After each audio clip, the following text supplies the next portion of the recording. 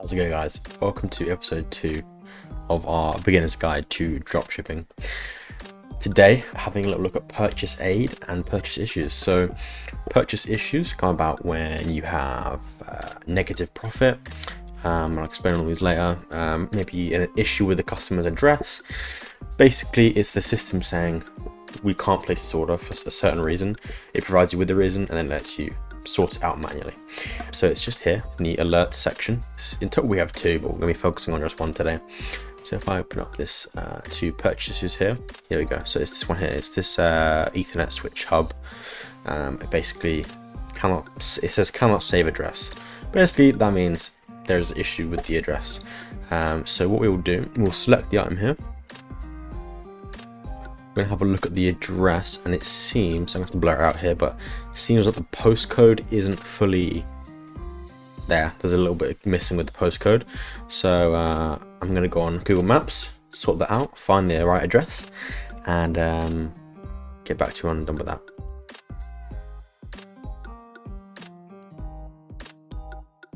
Perfect. We have got the correct address. I've got the address, double checked it.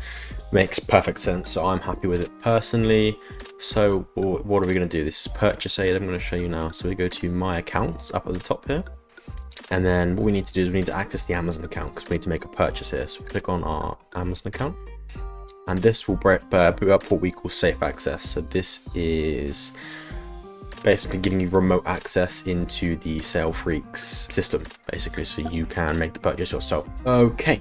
So safe access is loaded up and it is showing us our Amazon account here. So what we are going to do, we're clicking this little shopping cart, it should show us what's called purchase aid, which is the most useful tool in the world. So if we click on the order selection bar here, it's going to show us the one. So problem with address, this is the one we want to sort out. So we're going to click on this order ID here. It's going to load up all of the information. So what we can then do is navigate to product page. We can add it to our cart. Perfect. Add to basket and proceed to check. Right, at this point we would normally go to change delivery address, and then we'd select here place shipping address.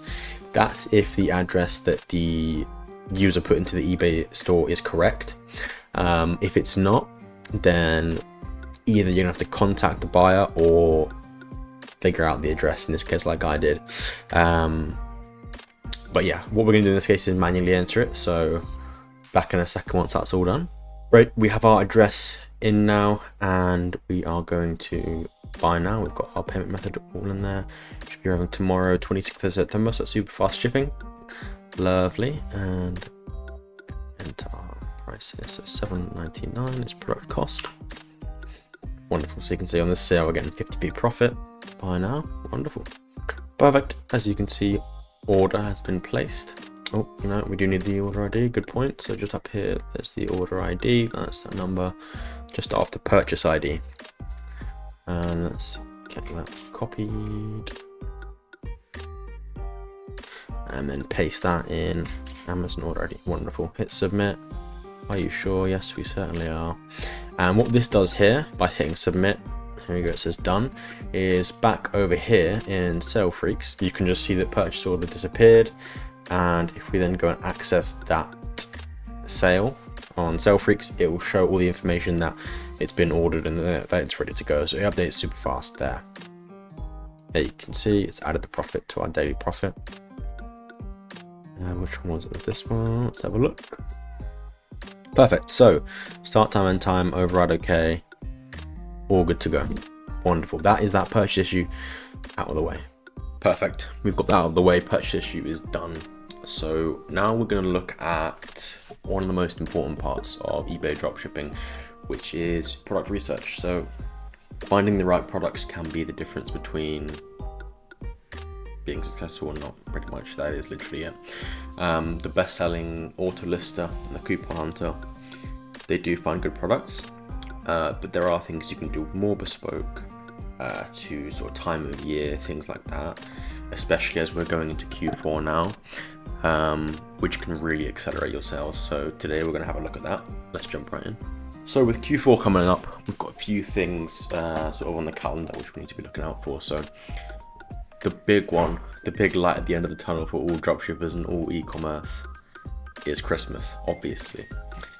We need to be looking for giftable items firstly, Christmas themed items, decorations, everything like that. If you have a look in supermarkets now, Tesco, Asda, Sainsbury's, all these places, they're starting to list this. They're starting to put their Christmas items on the shelves now. We all say it's too early.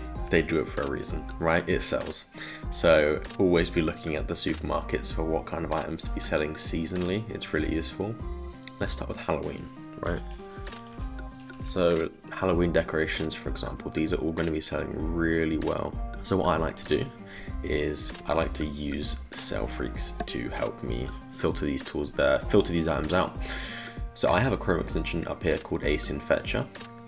The ASIN is a kind of unique identifying number which Amazon use to identify each and every product. So this ASIN Fetcher Chrome extension I have up here, once you're on a search page here, we go click here to fetch ASINs. It will show you every single ASIN which is on this page. This is super useful if you want to list everything. What Sale Freaks enables you to do, which is really useful, is take a search URL here and it will filter and find and compare the hottest items in that sort of search term. So 10,000 results is going to be a little bit too much for the Sale Freaks scanner. So what we're going to do is firstly select Prime. This means all the items are on Prime, which means they're going to follow our shipping policies with eBay. It's all going to be all good. And then let's look for a price range. So the lower you go, the less your margin is pretty much with eBay dropshipping. So I'm going to be looking around the 15 to 50 mark. That's where I'm going to start off. And that's taking us down to 3,000 results. So we're getting there. And then we're going to filter out the trash basically by going 4 to 5 stars. Perfect. Here we are. 2,000 results. That's not bad. Let's get it tomorrow to filter some more. Beautiful. 1,000 results. I'm okay with that for my scanning limits. So let's grab this URL. All this URL here has these filters, so that's all fine. I'm gonna copy, head into Sale Freaks, list items. Cool, so we're on the list items page here. And you see here it says URL or ASIN.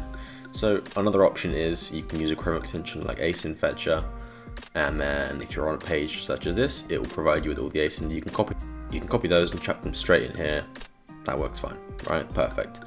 Or the easier option is to take the URL, copy that, dump it in there. Beautiful. Hit next. And then we have 3 different options here, so you can have a look, you can read through the descriptor. This time I'm going to use search and compare.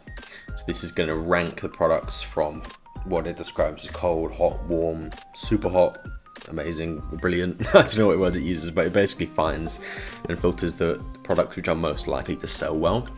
Speed search, basically just go list these products. So we're going to do search and compare. You can see it takes a little bit longer, but you get a better result at the end, so it's worth doing. Not in any rush. What I'm going to do here, so Amazon review count, we're going to set this so it's above 50. So 50 reviews or more, I'm happy with that. And star rating, we're going to go from 4 to 5. Beautiful. Perfect. Up at the top, selling rank on marketplace. I'm going to take off not competitive, cold. I'll leave warm on. That should give us a good few products to list. And then that's all good. The rest you can leave just like that. So we'll hit next. And we'll give it a descriptor. So Halloween seasonal listing. So this is one that we're just going to describe so we can look back at it on our listing generator afterwards. And then we're going to choose how many items we want to list. So we're going to choose maybe 100 items in total. My account's pretty warmed up, so it can handle maybe 100 items at a time. So we'll do 100 items here. Make sure we're on the right account.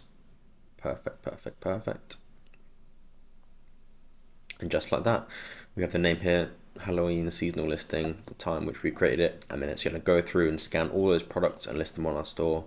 Yeah, that is a super easy way of getting products, seasonal products listed, and basically any product research of any category. So back on eBay here, we could do baby products. Baby Halloween costume. So we could do baby products, for example. And all of these tend to sell really well. We've got 100,000 results here, which is crazy, but we could filter that down to less and less and less and do the exact same thing with loads of different product categories, and cover quite a big range. Thank you so much for watching, guys. That's the end of today's video. Next week we're going to be looking at ways in which we can use AI to enhance our listings and get them ranking higher, get them basically working better for the eBay algorithm. So stay tuned for that. That'll be out next week, probably Thursday or Friday. But yeah, see you then.